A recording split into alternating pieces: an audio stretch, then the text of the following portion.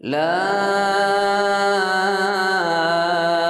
أقسم بيوم القيامة ولا أقسم بالنفس اللوامة أيحسب الإنسان أن لن نجمع عظامه بلى قادرين على أن نسوي بنانه بل يريد الإنسان ليفجر أمامه يسأل أيان يوم القيامة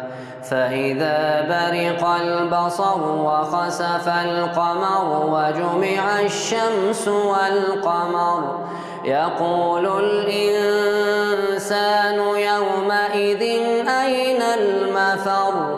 كلا لا وزر إلى ربك يومئذ المستقر ينبأ الإنسان يومئذ بما قدم وأخر بل الإنسان على نفسه بصيرة ولو ألقى معاذيره لا تحرك به لسانك لتعجل به إن علينا جمعه وقرآنه فإذا قرأناه فاتبع قرآنه ثم إن علينا بيانه كلا بل تحبون العاجلة وتذرون الآخرة وجوه يومئذ ناظرة إلى ربها ناظرة ووجوه يومئذ باسرة تظن أن يفعل بها فاقرة كلا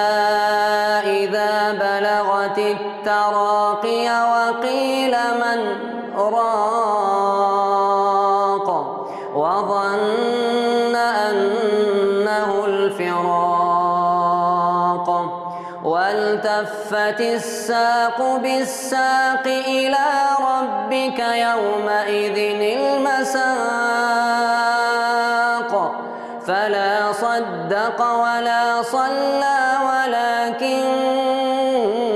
كذب وتولى ثم ذهب إلى أهله يتمطى أولى لك فأولى ثم أولى لك فأولى أيحسب الإنسان أن يترك سدى ألم يك نطفة من مني يمنى ثم كان علقة